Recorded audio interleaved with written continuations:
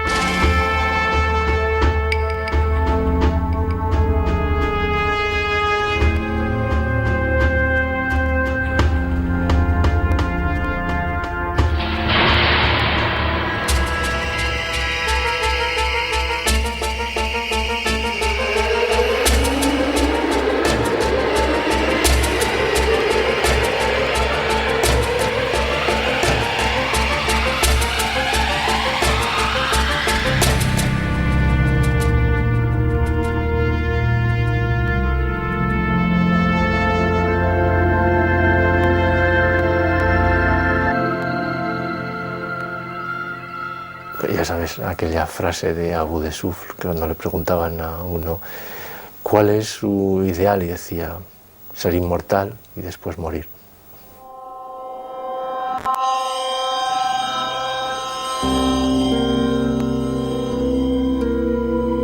Mi hermano murió a los 7 años de un ataque de meningitis, 3 años antes de que naciese yo. Su muerte hundió a mis padres en una profunda desesperación. Solo hallaron consuelo en mi llegada al mundo. Mi hermano y yo nos parecíamos como 2 gotas de agua, pero dábamos reflejos diferentes. Como yo, él presentaba la inconfundible morfología facial del genio. Pasé, pues, mi primer año escolar en compañía de los niños más pobres de la ciudad, lo que fue muy importante, creo yo, para el desarrollo de mi tendencia a la megalomanía. Cuando tenía 6 años quería ser cocinera y a los 7, Napoleón. Desde entonces mi ambición ha ido aumentando sin parar. Un día de Reyes recibí, entre innumerables regalos, un deslumbrador traje real. Corona de oro con grandes topacios y capa de armiño.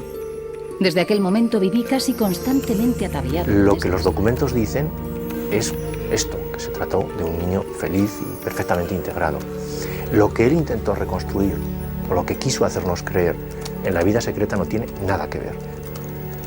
Soy Agustín Sánchez Vidal, soy profesor de Historia del Cine y otros medios audiovisuales en la Universidad de Zaragoza y he escrito algunos libros sobre Salvador Dalí. Aparte de que Figueras, obviamente, se nota que es una ciudad asentada, quizá con una ciudad de orden, de alguna manera. Dalí muy pronto basculó fuera de lo que era esa Figueras que representaba a su padre, que era un notario, de manera que obviamente también otra persona de orden, y él inició todo lo que nosotros sabemos que es esa relación con Cadaqués, que era otra historia completamente diferente, porque Cadaqués era un reducto relativamente aislado por tierra, sigue siéndolo, muy bien comunicado por mar, un lugar de piratas. El apellido Dalí no es un apellido habitual en Cataluña, que yo sepa, es un apellido, sin embargo, muy habitual entre los berberis.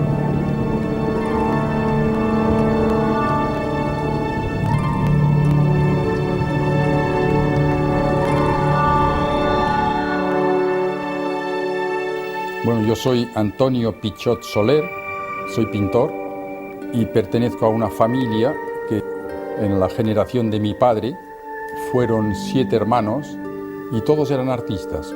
Esto hizo que este grupo de personas tuvieran una gran influencia y una gran incidencia en la vida y en la obra de Salvador Dalí, pintor.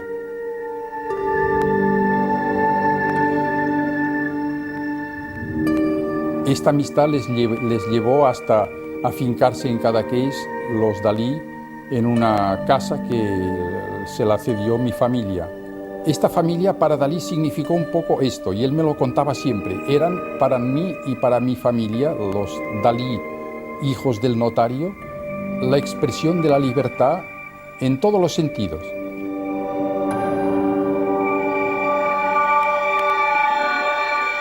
Yo siempre estaba enfermo, que me gustaba mucho. En fin, para mí 38,5 era una temperatura ideal.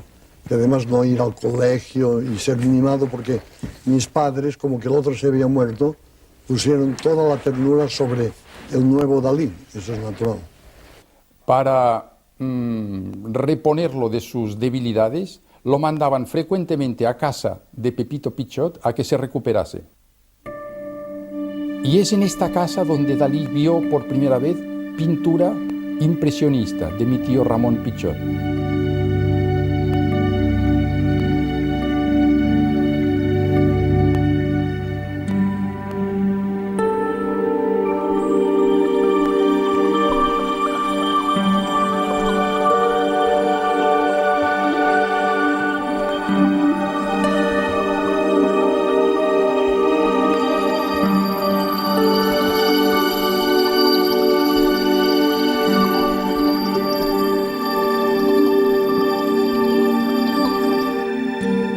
En el patio, en los recreos, de pronto nadie sabía por qué el niño Dalí salía corriendo y embestía literalmente una de las columnas de piedra del claustro y quedaba desvanecido en el suelo. Y cuando volvía un poco en sí, todos asustados lo llevaban a, no sé, le decían, ¿pero qué te ha pasado? Y decía, no me ha pasado nada, dice, es que nadie me miraba. Prácticamente se podía decir que Dalí estaba hecho ya los primeros 10 años de su vida. Es decir, todo el Dalí ya está en los 10 primeros años, lo que pasa es que después lo desarrolla profesionalmente. Cuando él decía en su vida secreta, yo cuando era pequeño lo primero que quise ser era cocinera, pues muy bien, no lo decía en broma. La pasta del óleo es un ingrediente que lo maneja perfectamente. Pues ese viejo crepuscular, que lo pinta un niño de 13, 14 años.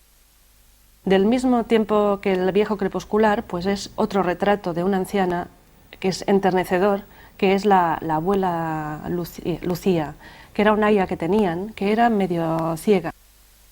Podemos ver cómo resuelve los ojos entelados, pero con esta mirada tan dulce. Y esto lo capta un niño de 13 años tranquilamente. Consigue ir a clases de pintura con un profesor, Juan Núñez, que le enseña todos los trucos posibles para pintar y cuidar el dibujo y no pasarse de la raya. Realmente nunca se pasa de la raya, de tal manera que muchas veces ni siquiera llega a la raya y deja zonas sin pintar.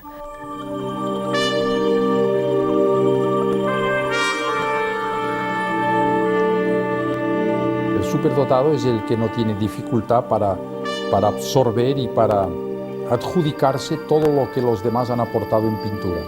Y eso lo hizo Dalí perfectamente y sin ninguna clase de pudor, siempre conservando su propia personalidad.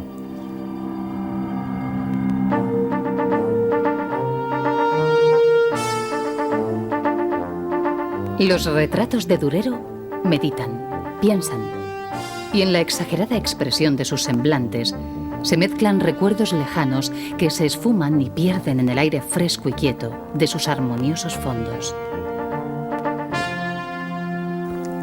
Dalí colabora en una revista del instituto que se llama Estudium, escribe una serie de perfiles de pintores, entre ellos Velázquez, El Greco, Durero, y además con una edad tan temprana como 15 años, publica incluso textos poéticos que indican que era una persona ya muy leída, que seguía los periódicos de Madrid y de Barcelona a pesar de una edad tan temprana.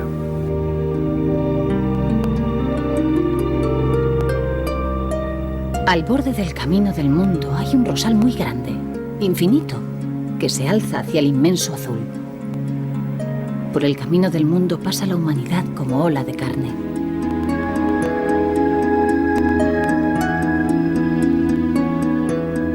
Hay que recordar que era el único suscriptor de l'Humanité, es decir, el periódico francés que era el órgano del Partido Comunista Francés, cosa que obviamente no era habitual ni en Figueras ni en ningún otro lado, ¿no? Y era un niño muy sensible, ¿eh? Luego podemos tener la imagen de una persona a vida dólares, que solo le preocupaba el dinero, de una persona incluso cruel, de una persona, digamos, con gran frialdad, pero el adolescente Dalí no era así, para nada.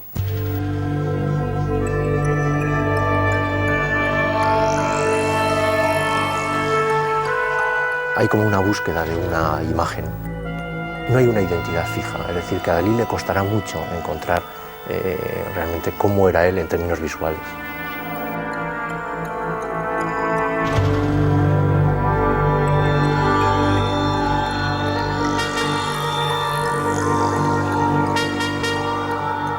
Cuando tiene 17 años, su madre se muere, y no solo eso, su padre se casa con la hermana de su madre, con la tieta.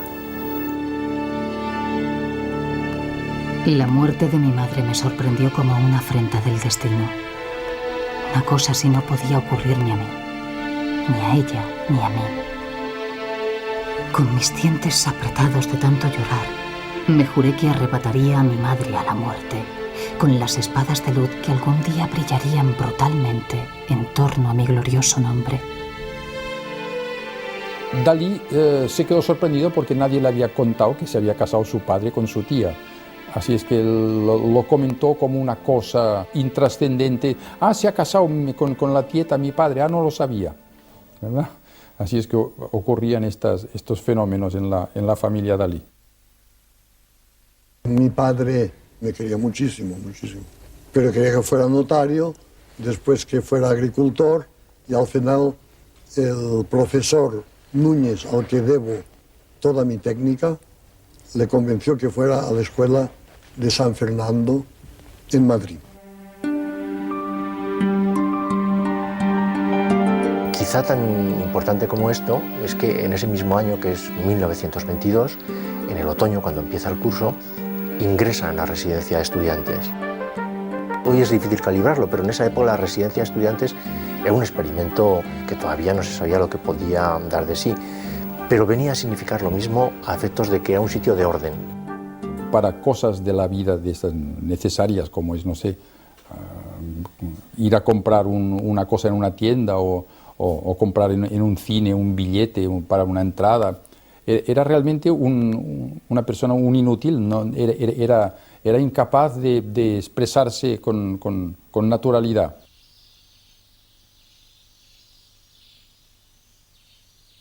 Al principio, seguramente él pretendía hacer su vida al margen de todo lo que había en la residencia. Lo que pasa es que un día estaba pintando y estaba su puerta abierta y acertó a pasar por el lugar Pepín Bello.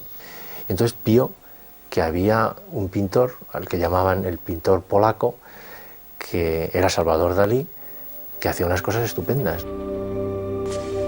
Toda la habitación la tenía desbordada de dibujos, decía dibujos prodigiosos, ¿no? Dibujos maravillosos que había estado haciendo y que se había traído de Cadaqués y de Figueras también.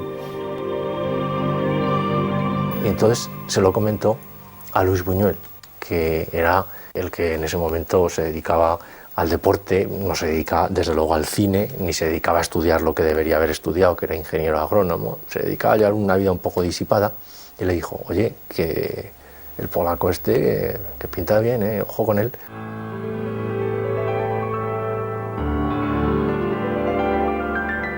Y más tarde llegó Federico, que era un estudiante de Derecho, todavía en ese momento, que intentaba que su padre le subvencionara, le mantuviera el suministro económico, y por lo tanto tenía que hacer como que era estudiante de Derecho.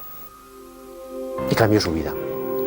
Hay una serie de cuadros que muestran cómo Dalí empieza a pintar de otra manera, y no cabe duda también que en la Academia de San Fernando tuvo una disciplina que le vino muy bien.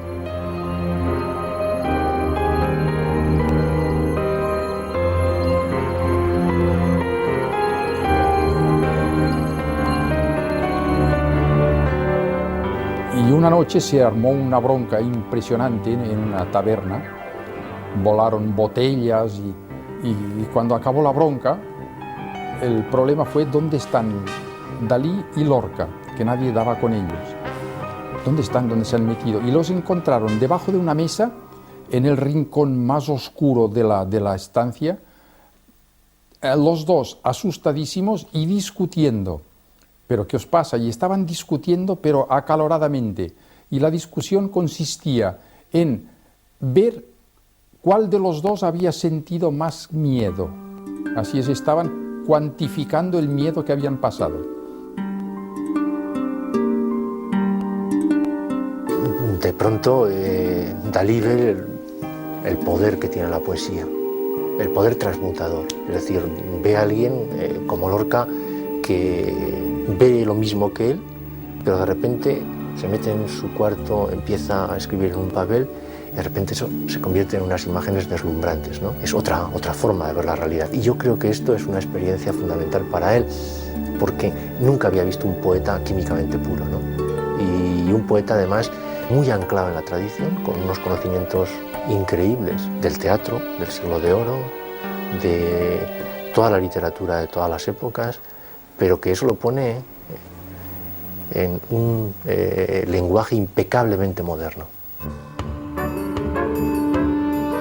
Cuando Dalí iba a la tertulia del Café Pombo, que de alguna forma dirigía Ramón Gómez de la Serna, era una manera estupenda de estar al día, porque todo el que tenía algo que decir sobre las vanguardias en cualquier aspecto, el literario, el artístico, pasaba por el Pombo.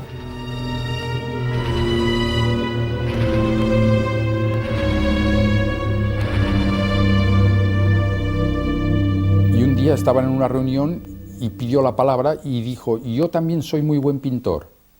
Y ya no dijo nada más. Aquí vemos unos ojos perfectamente dibujados, un control, ya la materia, la pasta se ha diluido, se ha ido haciendo líquida, no hay grosores y el color es el adecuado, el perfecto. No tiene el pincel sucio, tiene un pincel finísimo y logra pues todo este dibujo completamente encajado.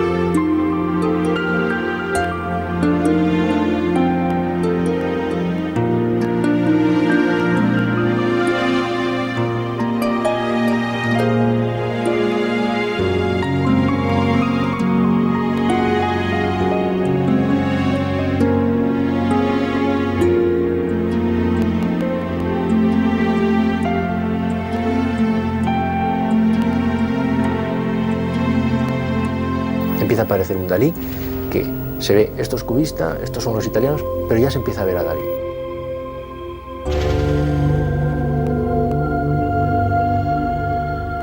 Y para mí, cuando pinta cuadros como el retrato de Luis Buñuel en 1925 con el fondo de la residencia y lo cuelga en la exposición de los ibéricos, la gente dice, esto ya es una matrícula de honor. Es decir, aquí tenemos ya un pintor que pinta con su propio estilo.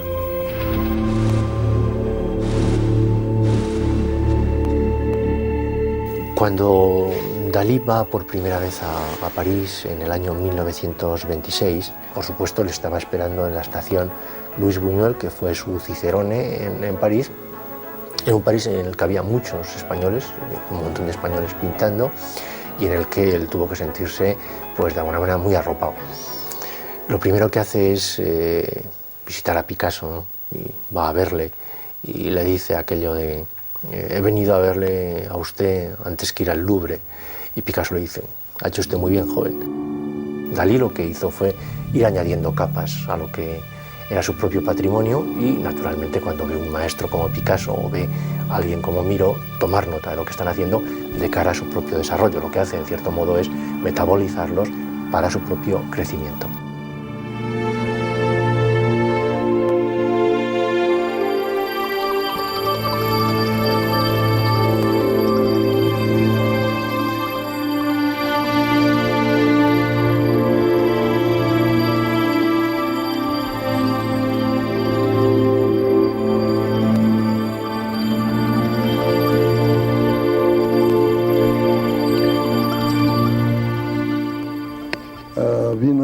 examinarme de Historia del Arte, hicieron aquello de las bolitas, y a mí me toca Rafael.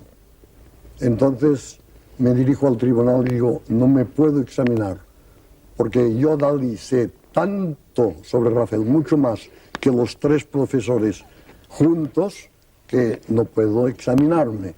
Y me echaron de la Real Academia de San Fernando. En unas fechas muy determinadas, que son sobre todo 1927 y 1928, quizá lo más interesante es el estrechamiento de la relación con Lorca. Es decir, Lorca se enamora de Dalí. Lo que sucede es que no parece que se ha correspondido exactamente en los mismos términos por Dalí, que tenía una sexualidad menos definida que la de Lorca, que está más orientada, y la colaboración artística sí que es muy clara. Es decir, ahí está por parte de Lorca la oda a Salvador Dalí. Dalí retrata a Lorca, a veces con palabras, pero el San Sebastián es una especie de pantalla de filtro que pone ahí de hasta dónde está dispuesto a llegar en sus relaciones. Cada medio minuto llegaba el olor del mar, construido y anatómico como las piezas de un cangrejo. Respiré. Nada era aún misterioso. El dolor de San Sebastián era un puro pretexto para una estética de la objetividad. Oh, Salvador Dalí de voz aceitunada, digo lo que me dicen tu persona y tus cuadros. No alabo tu imperfecto pincel adolescente, pero canto la firme intención de sus flechas. Canto tu bello esfuerzo de lunas catalanas, tu amor a lo que tiene explicación posible. Canto tu corazón astronómico y tierno de baraja francesa y sin ninguna herida. Canto el ansia de estatua que persigues sin tregua, el miedo a la emoción que te aguarda en la calle. Canto la sirenita del mar que te canta, montada en bicicleta de corales y conchas. Volví a respirar, y esta vez cerré los ojos. No por misticismo, no para ver mejor mi yo interno, como podríamos decir platónicamente, sino para la sola sensualidad de la fisiología de mis párpados.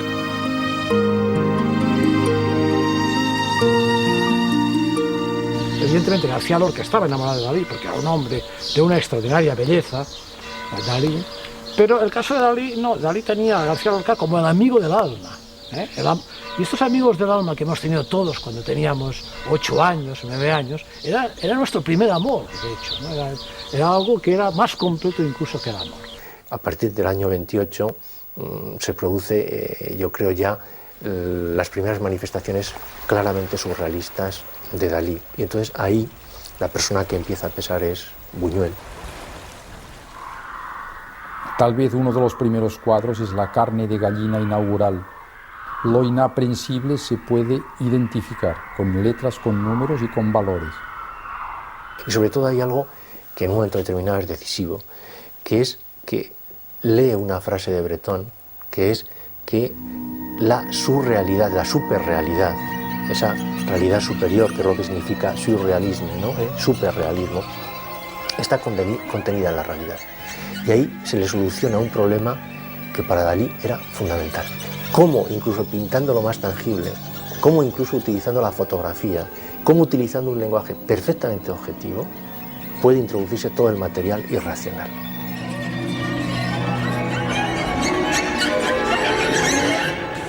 Usted y Buñuel protagonizaron juntos una etapa histórica con 2 películas, El perro andaluz y La Edad de Oro. La explosión del surrealismo en la vía cinematográfica. Pero fue realmente una colaboración, porque también los críticos dicen Dalí hizo eso, Buñuel eso, y quieren dar méritos al uno al otro, y es absolutamente falso. Fue una colaboración fraternal absolutamente de compenetración total entre los dos. Un perro andaluz es todo lo que tiene en la cabeza un adolescente sobre el sexo, sobre la muerte, pero no dicho de una manera lógica e hilada, sino en forma de imágenes que provoquen una serie de cortocircuitos mentales.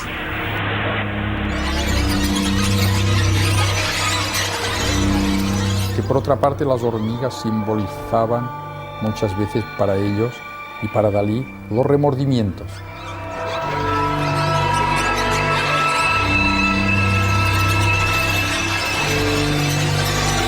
Y en cuanto al saltamontes, era una fobia que tenía Dalí, lo sabéis esto. La fobia es que no lo puedes soportar, es algo que no lo tolera tu naturaleza. Y algunas veces yo le decía, ¿pero qué? ¿Te refieres al saltamontes? Y entonces me decía, ni me lo menciones. Y ponía así la mano.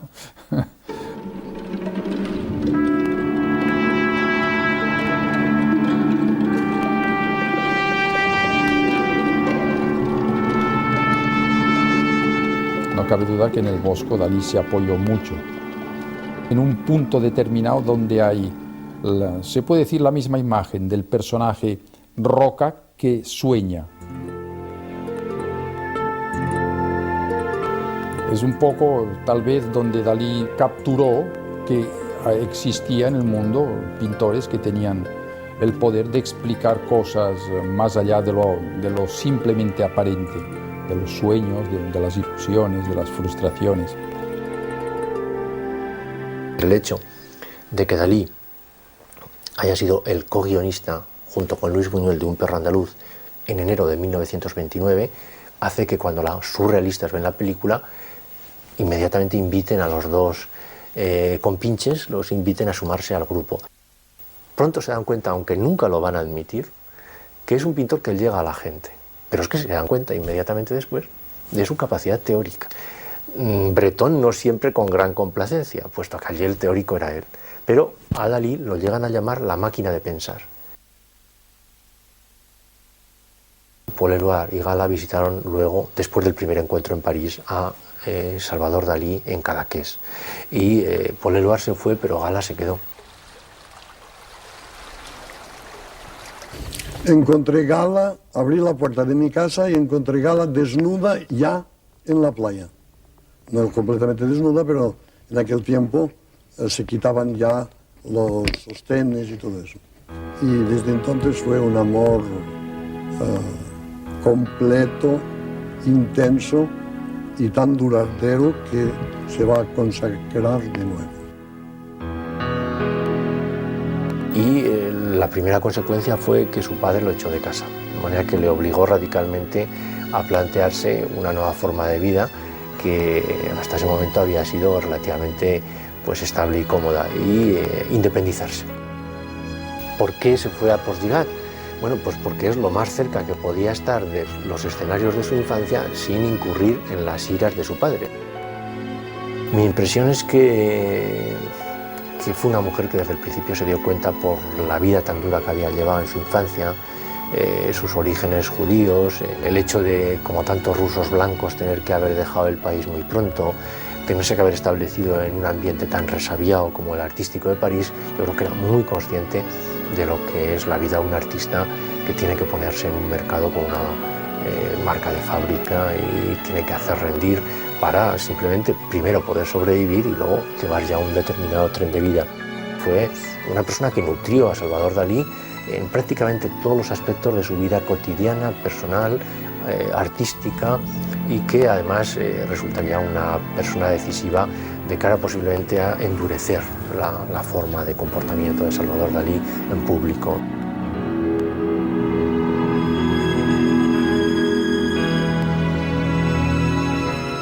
Gala le abre el mundo exterior, la parte más sutil, la parte más culta quizás.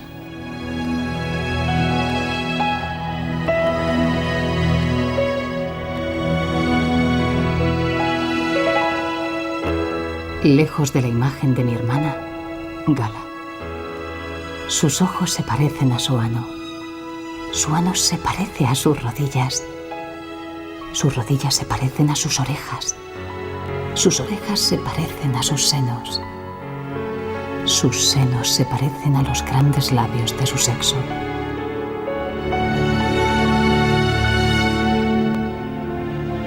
Gala le busca los ingredientes más sofisticados, los más difíciles de encontrar. Va a los anticuarios en París y le busca ámbar y pinceles especiales. Y ya vemos que se ha sofisticado más la técnica. aquí ya empieza a introducir resinas para dar lo que luego será uno de sus gracias, de esos toques de luz. Para restaurarlo es necesario trabajar con lupa, con microscopio, pero incluso para mirar un cuadro suyo se disfruta mucho más yendo a buscar los detalles más microscópicos. En esta época pues tenemos en la Sala del Tesoro el espectro del sex appeal, que es del 32, que es un cuadrito también muy pequeño donde vemos un paisaje del Cabo de Creus y un Dalí pequeñito con el aro y esta figura, este espectro del sex appeal, que más bien da miedo precisamente. Pero aquí también vemos el sentido del humor de Dalí, porque este espectro del sex appeal no deja de ser Gala. No era sexual, o sea, no llegó a la pubertad. Se quedó, diríamos, en esta etapa tan extraordinaria, casi de la masturbación, que son las mejores etapas, y no quiso, diríamos, esta segunda etapa, que es el ataque al otro sexo, o al mismo sexo, si se es homosexual. Esta segunda etapa no le interesaba para nada, le parecía que era de charcutería, o sea, que era un asunto demasiado brutal, ¿no? Está todo controlado, el material y su mano. Y... bien. Él solo puede poner la pasión en los elementos, en los símbolos que utiliza.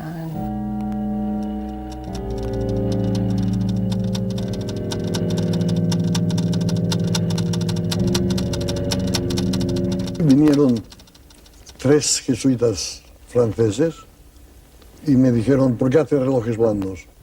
Dijo, porque es la carne de Cristo, porque es como queso, como el camembert, la angustia del camembert del espacio. Y entonces se fueron un poco preocupados.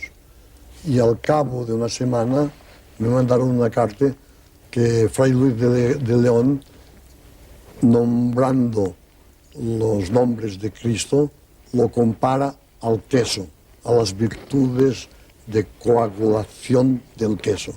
Entonces subí en prestigio en los jesuitas.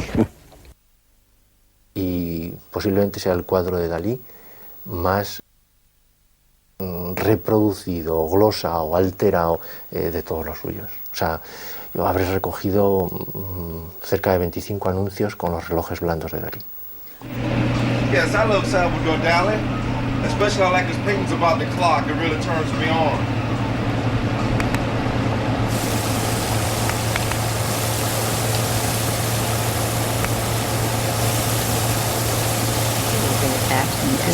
A little closer. Let's see.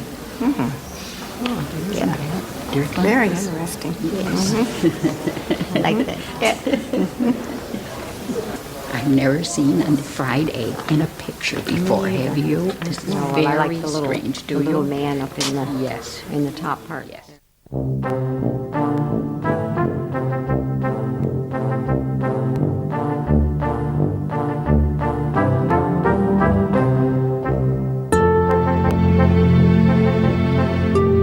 La idea de que un personaje está estrangulándose, está peleando consigo mismo, da la idea de la guerra civil vista como una especie de conflicto telúrico de un país con sus propios fantasmas y con sus propias derivas históricas, que es lo que él dice Dalí que era su respuesta al Guernica de Picasso.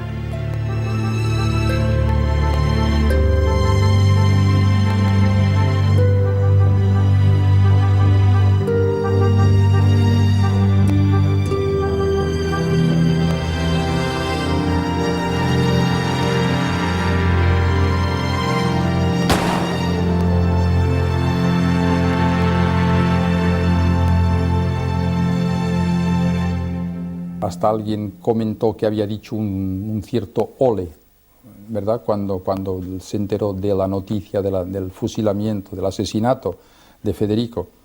Pero para Dalí era un poco esto, yo lo veo como una visión de un caos, un final dramático que corresponde muy bien a una vieja España que la tenemos todos y que la llevaremos todos siempre con nosotros, que es el mundo de la tauromaquia, es el mundo de aparejar el drama con la fiesta.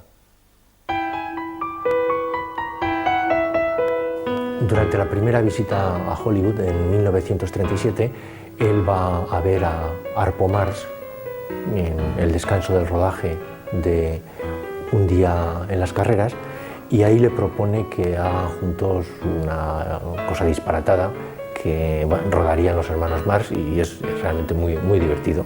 La pena es que no se llegó a rodar.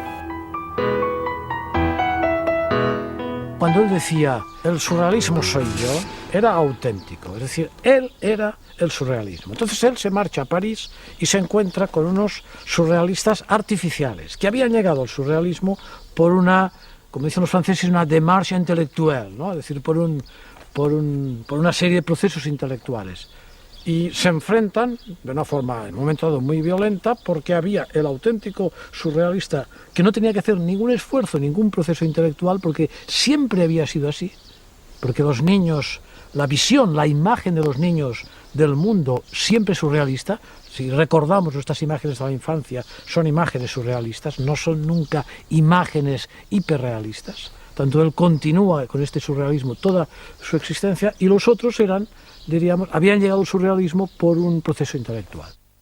Tengo recuerdos perfectos de mi vida intrauterina, y parece que Casanova también los tuvo. Y el doctor Freud, cuando lo vi en Londres, me los confirmó.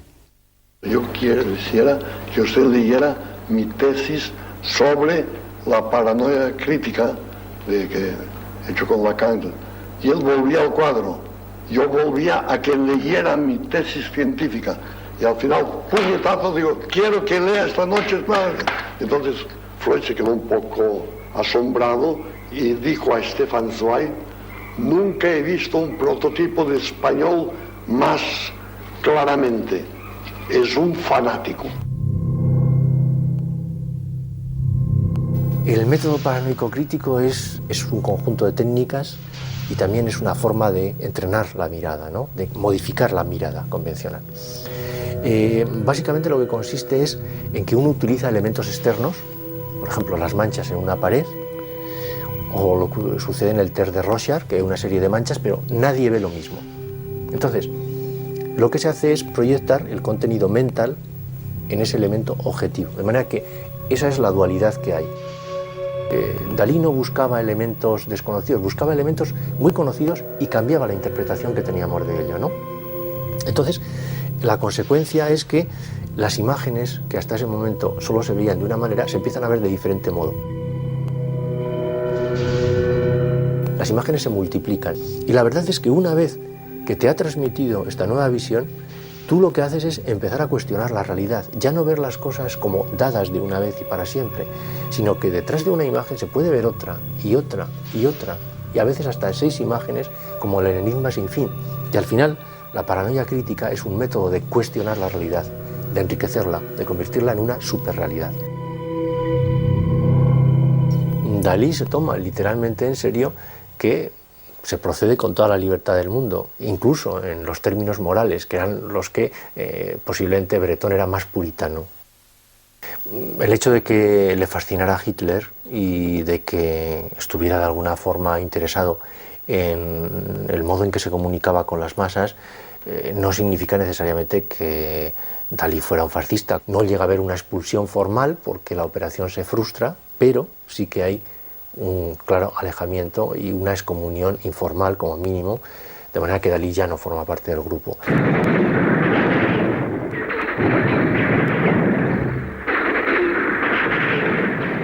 En Francia se refugian a lo largo de la Guerra Civil Española, pero llega un momento en que Hitler invade también Francia y va barriéndola desde la frontera alemana hasta el Atlántico, y ellos van reculando hasta Arcachón, que es el último sitio donde parecen todavía a salvo, hasta que es inminente también la entrada de los alemanes incluso en esa zona, y entonces ellos lo que hacen es irse a Nueva York.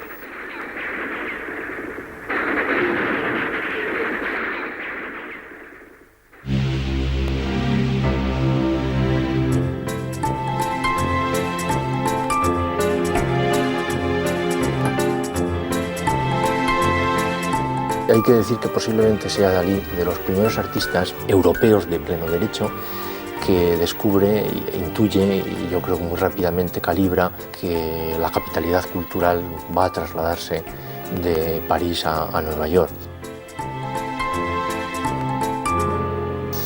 Buena parte de los fugitivos de la Segunda Guerra Mundial están allí, incluido Breton, está también Buñuel, Marcel Duchamp, Man Ray, un montón de gente, ¿no? Lo que convierte a Dalí en un pintor verdaderamente moderno es lo que sucede a partir de la etapa de Nueva York, cuando Dalí influye en lo que nosotros consideramos que todavía hoy en día son nuestros contemporáneos, es decir, Andy Warhol, el grupo Fluxus, Yoko Ono, Nam June Paik, toda esta gente creo que son un derivado inmediato del Dalí más moderno de la etapa neoyorquina. Dalí decía, siempre que mires la cesta de pan, dice, es de mucho el cuadro más enigmático que yo he pintado. Dice, porque hay estudios logarítmicos, hay la espiral perfecta y también hay el símbolo del armiño. El armiño se deja matar, se deja capturar para no ensuciarse.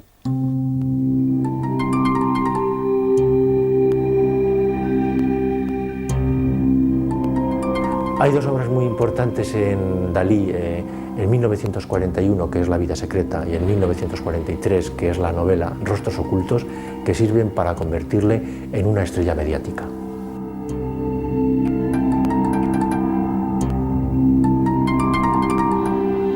De hecho, hay un proyecto de Alfred Hitchcock que es Recuerda, en que una de las estrellas es Dalí. Fue vendido claramente con esta idea.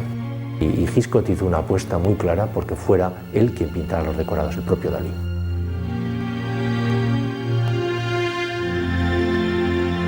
Dalí tuvo a menudo bastante suerte en que hubo coleccionistas pertinaces, ¿no?, que le siguieron con una fidelidad perruna. Ya tuvo un primer grupo que se llamaban el Zodíaco, que le compraban cada uno de ellos un cuadro al mes.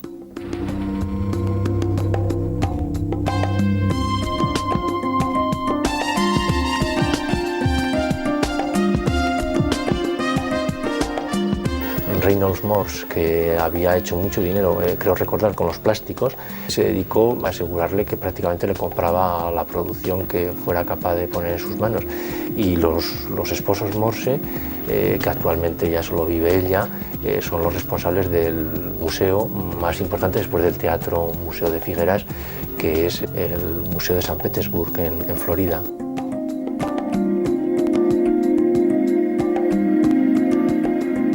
I think it's the best one that there is. Certainly of Dalí, it's the best collection. Why? Why? Because we knew Dalí very well, and Dalí always gave us first chance. First, when he had a showing, he would let us go and see them before the public did and pick out which one we wanted. She had to be very careful what she did because Dalí would have not made any money, and they had to have money to live, you see. And so she took over the selling of the paintings. Dalís were very happy because we were young, and all the people that were their collectors were older people like counts and countesses and the marquis of so-and-so.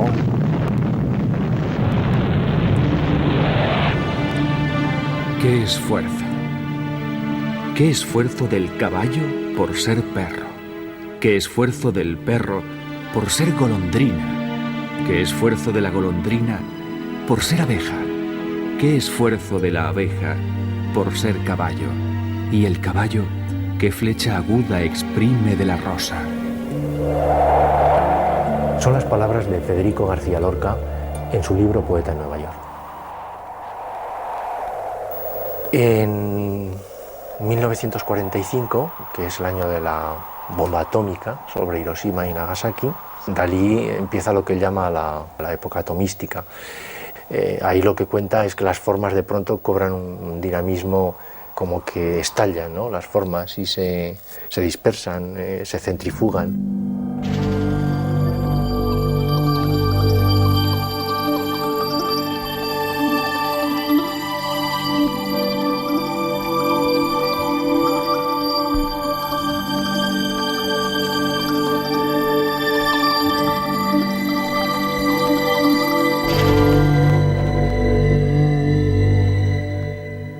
encontré con la poesía de América a traición, o sea, no me esperaba un cuadro de aquella importancia, de aquella profundidad. Posteriormente, el título de este cuadro, Los atletas cósmicos. Así que estos dos personajes principales son dos atletas. Y el toque poético de Dalí es iluminar con una vela el interior del casco del que está de cara, y podemos ver que es una cabeza hueca.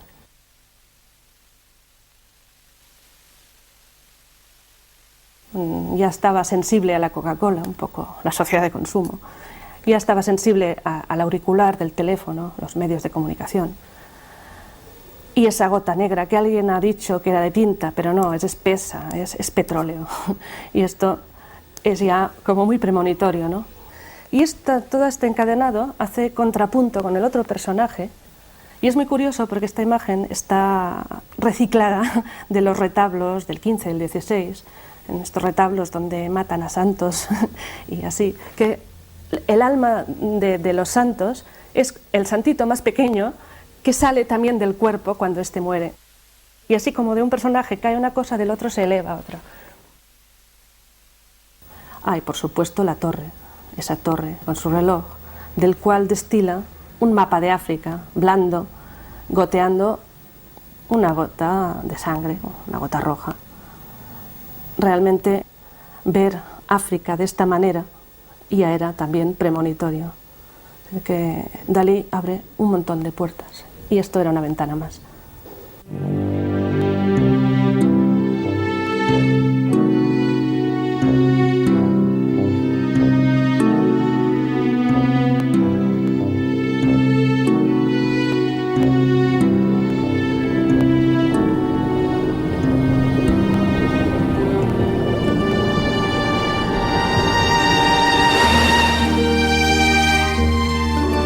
Por consiguiente, debes saber, joven pintor, que el séptimo secreto de tu arte reside en las simpatías y antipatías de tu retina, en el modo con que tú alimentas a esta diariamente.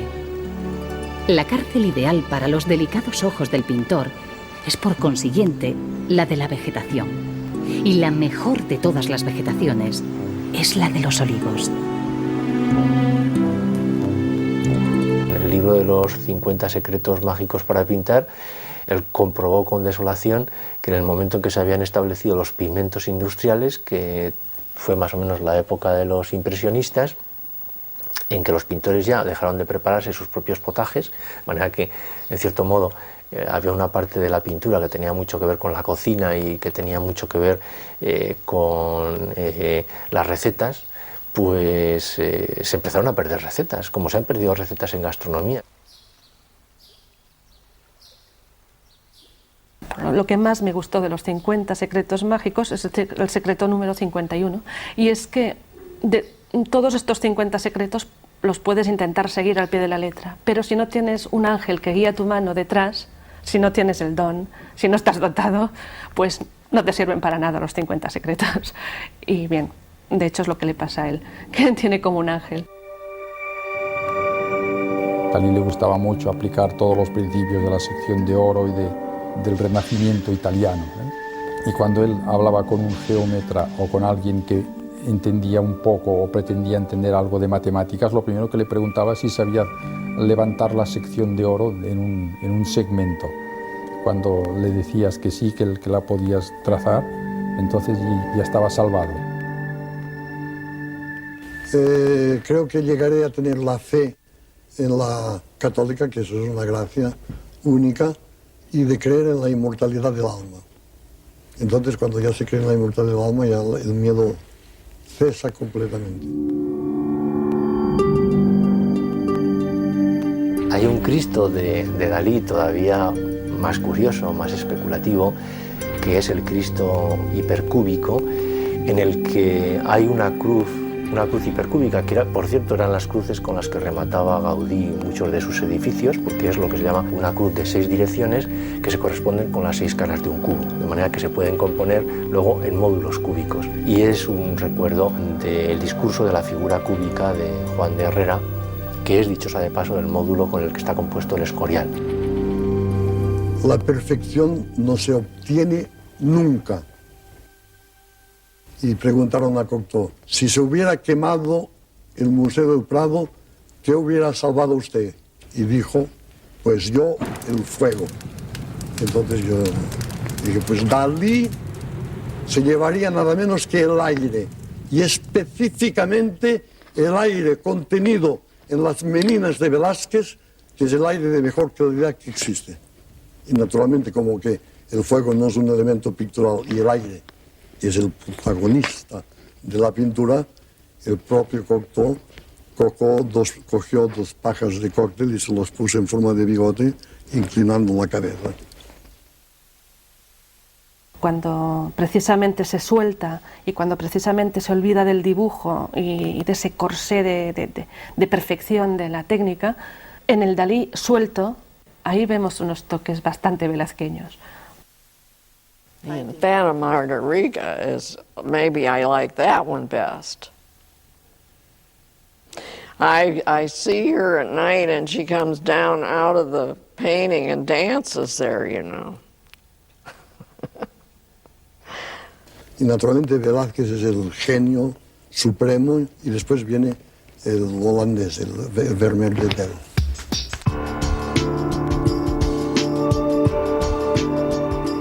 Gala entonces era la que hacía estudios sobre la pintura al óleo a la manera de los holandeses, pero claro, era ella la que le proporcionaba las resinas y los aceites y hacían verdaderas barbaridades, y hay muchos cuadros que se les craquelaron por esta falta de profesionalidad de Gala. Y hay un cuadro en el que utilizó dos cuadros de Vermeer que son el arte de la pintura y la carta para componer La imagen desaparece. Entonces había una visión muy fiel de la realidad que Dalí se planteó como desafío el llevarla al terreno del surrealismo.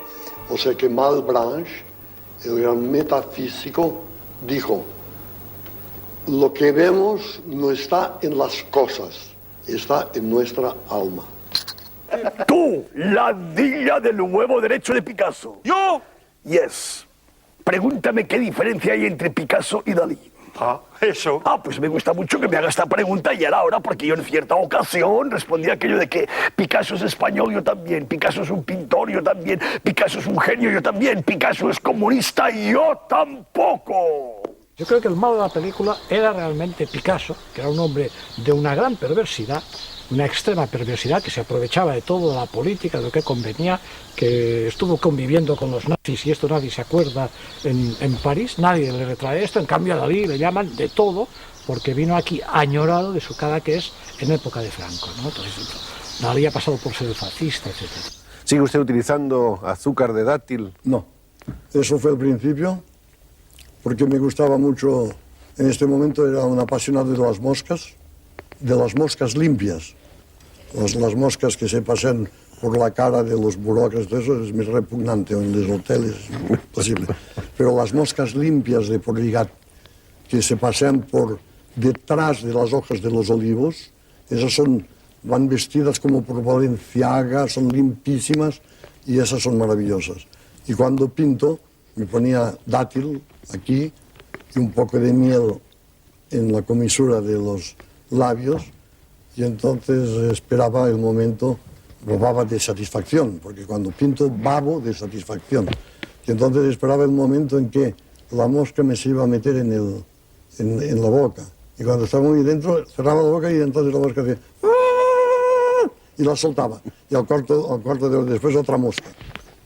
Esa era una cosa sibarítica de la pintura. Y lo hacía siempre cuando todo Francia va en bicicleta. El Tour de France ciclista me ha inspirado mucho.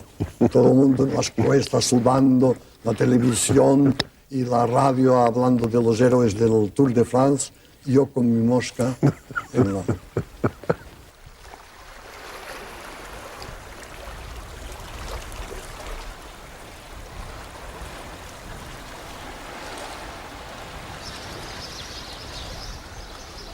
L'amour courtois, c'est-à-dire de l'amour sans contact. Les gens seront amoureux, se volverán locos de los ángeles. Estará el mundo lleno de andróginos y muy poco amor de consumación. todo erotizado en el sentido espiritual y angélico, y naturalmente el movimiento hippie está condenado a transformarse en un movimiento místico, porque después de la época del LSD y de las drogas, la única cosa que empieza a interesar a los jóvenes es la meditación y el misticismo. Ahí va eso.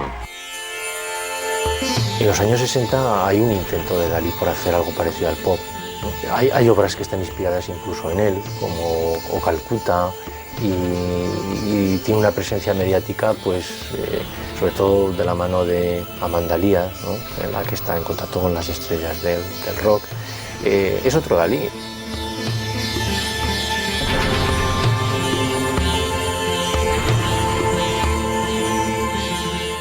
Mi sistema se llama exactamente sistema paranoico crítico, y es un sistema que hace al menos 30 años que lo he inventado y aún hoy día no sé exactamente en qué consiste, pero lo evidente es que es de una eficacia tan grande que con él se puede ganar muchísimo dinero, porque me estoy volviendo ligeramente multimillonario.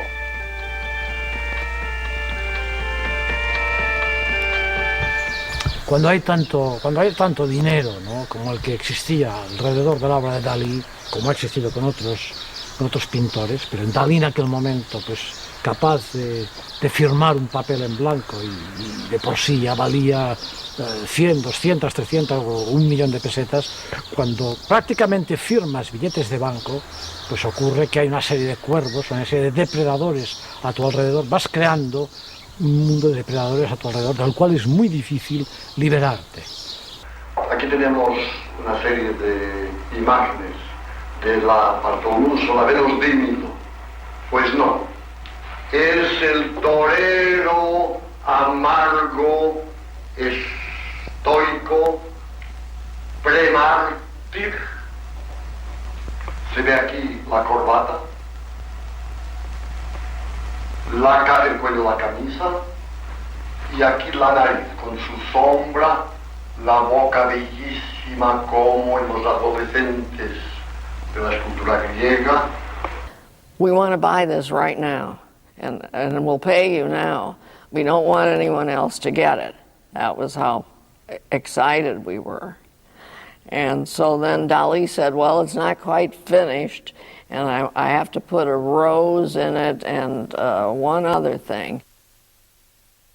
Toreador en garde, toreador, toreador. Et songe bien, oui, songe en combattant, qu'un œil noir te regarde et que l'amour t'attend. Toreador, l'amour, l'amour t'attend. That wasn't too bad, was it?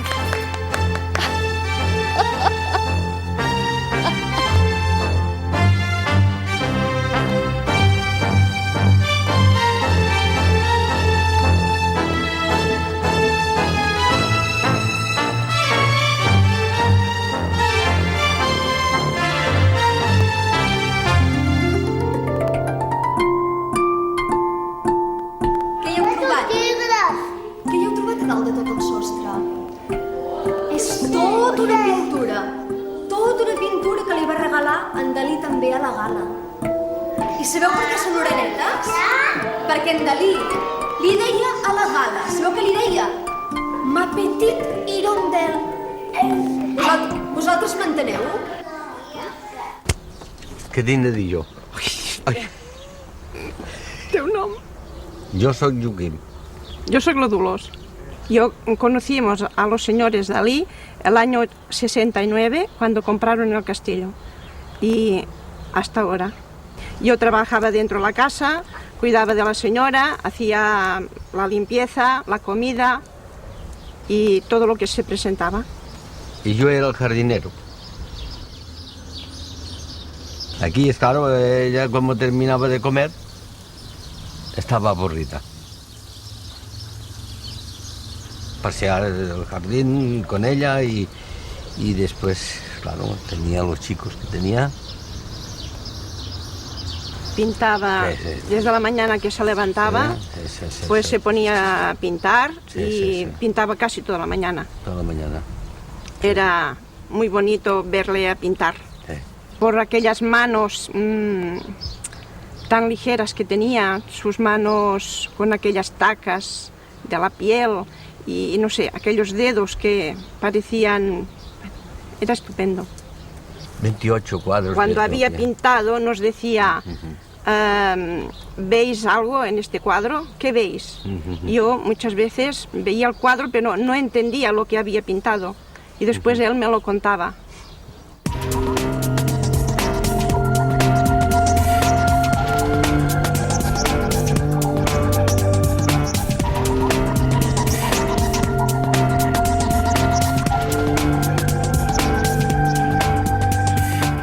Para él la pintura no podía ser solo un oficio material, tenía que ser también un oficio mental, porque era un pensador. Cuando él ve el teatro museo de Figueras, que había sido incendiado, que había quedado destruido, que lo que quedaban es esa especie de nichos que se ven todavía, entonces ese teatro, de alguna manera para él, era como los viejos teatros de la memoria.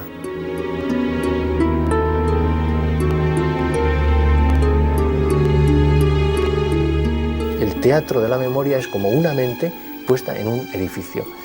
Y para él era ideal porque le permitía todo su mundo mental y surrealista ponerlo ahí en pie, en piedra. De tal manera que recorrer el teatro museo es como recorrer una mente, es como un gigantesco objeto surrealista que te provoca a ti una serie de asociaciones por el simple hecho de recorrerlo. Y ese es el objetivo final de este tipo de edificios, el suscitar un tipo de excursión psicoanalítica que tú espontáneamente difícilmente harías.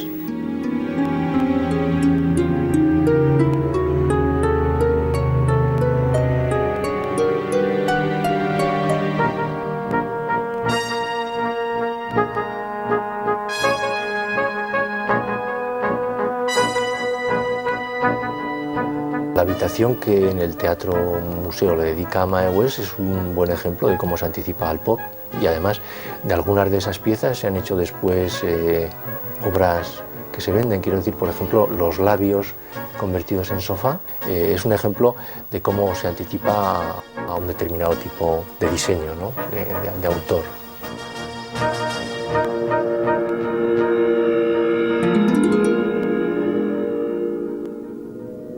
No jerarquizó, es decir, diseñar una joya, hacer la portada de una revista, hacer un anuncio publicitario, eso creo que es un rasgo de modernidad de Dalí. Y cuando se sube uno al escenario del Teatro Museo, que es un escenario de teatro, al fondo lo que se ve es un telón de una de sus escenografías para teatro, para un ballet, Laberinto. Pues es un residuo de una actividad a la que Dalí dedicó muchas energías, que fue la de escenógrafo.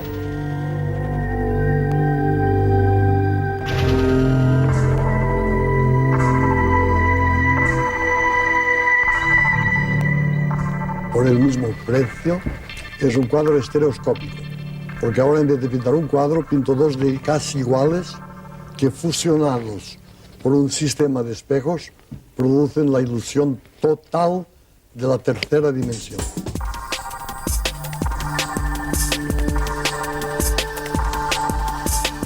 Yo creo que la ciencia en Dalí influye de muchas maneras diferentes.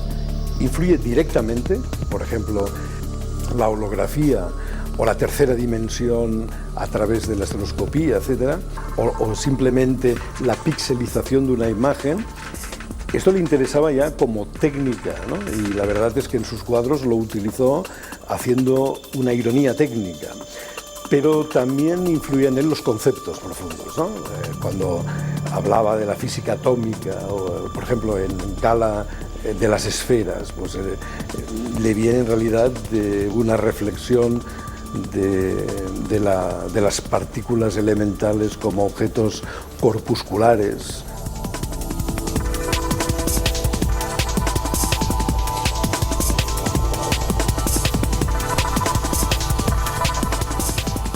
No tengo nada de científico, no leo más que libros científicos porque no los comprendo.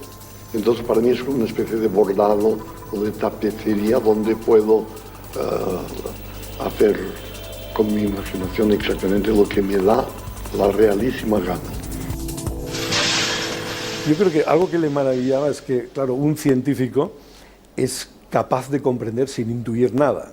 Por ejemplo, la física cuántica no se puede intuir porque no tenemos la percepción en el nivel de las partículas elementales, ¿no? O sea que esta es quizás la grandeza de la física, comprende sin intuir. Y yo creo que a él le impresionaba el hecho de que él era todo lo contrario, de que él lo que podía hacer era intuir sin comprender. Poco a poco es Gala también la que se pone enferma, y en los cuadros de Dalí vemos, en estos de última época y antes de que muera Gala, cómo los colores se van haciendo muy suaves, muy pálidos, mortecinos, tristes.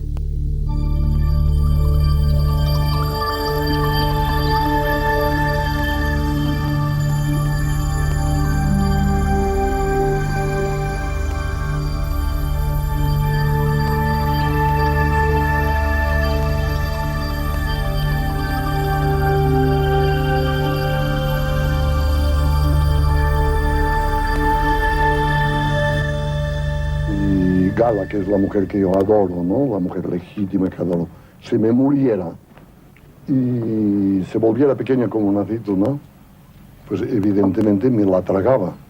Nunca haría una pequeña caja de muertos para ponerla y enterrarla.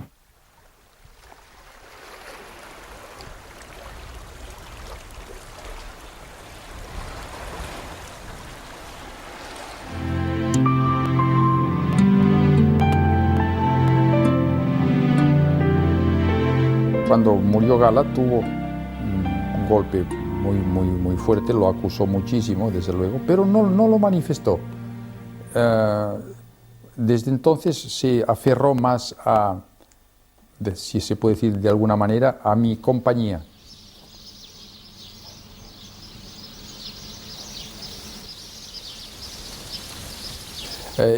Fueron dos seres que para mí son indivisibles. Tenía una cosa maravillosa Gala, que es que Dalí era intocable. Lo que decía y hacía Dalí era perfecto y su obra era sublime. No admitía la más ligera sugerencia de debilidad ni de crítica.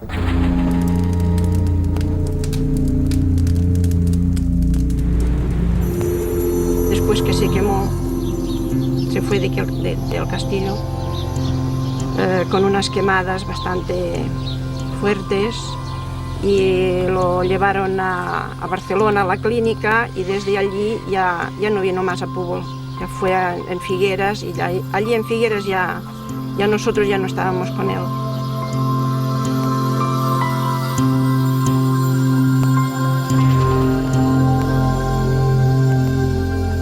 Cuando ya estaba casi agonizante, para desplazarlo de la cama a un sofá que tenía, había que ponerle el himno nacional. Si no le ponían el himno nacional, no había forma de moverlo y se resistía totalmente.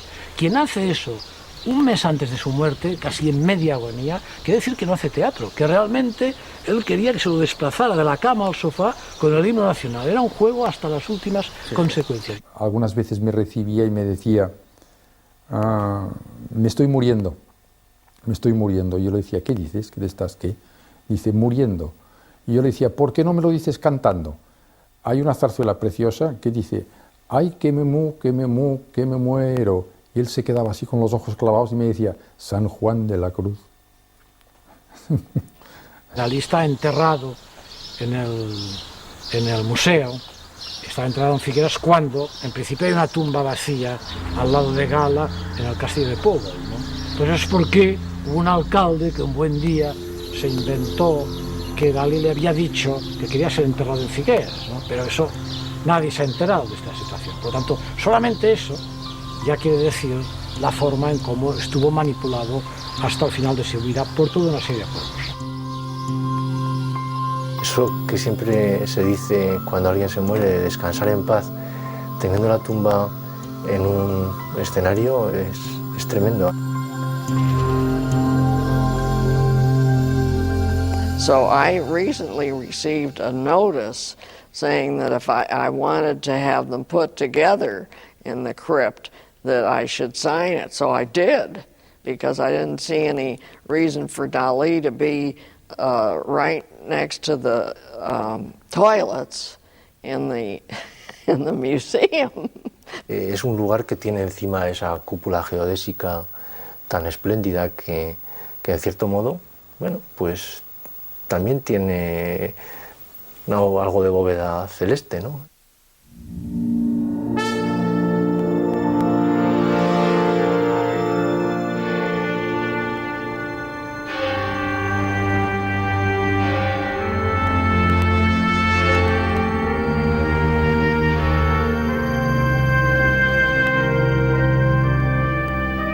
Al borde del camino del mundo hay un rosal muy grande, infinito, que se alza hacia el inmenso azul. Por el camino del mundo pasa la humanidad como ola de carne. Hay quien, habiendo seguido el camino, rosal arriba, sin reparar en nada, sin prevenirse, solo siguiendo y escuchando los latidos de su corazón enamorado. Caen a veces por su deslumbramiento, a veces porque bajo ellos la humanidad como ola de carne se empuja en el camino del mundo. Y estos, con el corazón sangrante, mueren sonriendo, pues aunque su cuerpo ha vivido menos y peor que la humanidad, su corazón y su alma han vivido eternamente y han gozado de las dulzuras incomparables del crear. El mal punzante de la espina de ese rosal aún les place, y mientras duermen, ruegan a Dios que les vuelva a hacer nacer para volver a morir con la misma espina. Al borde del camino del mundo hay un rosal.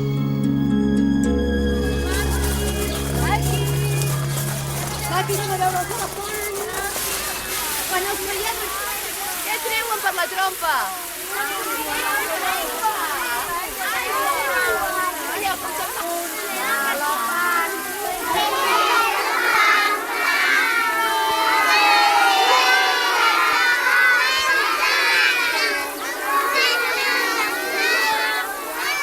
Todo lo más vil se tiene que sublimar.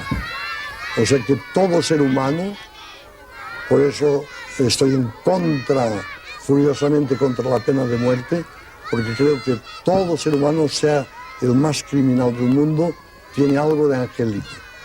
El uno tiene la nariz torcida, pero por de pronto tiene unos pies maravillosos, dignos de Rafael. Otro tiene una boca espantosa, pero en cambio en el fondo de los ojos hay como palletas de oro. Y en el espíritu humano, cada hombre tiene una parte de divinidad.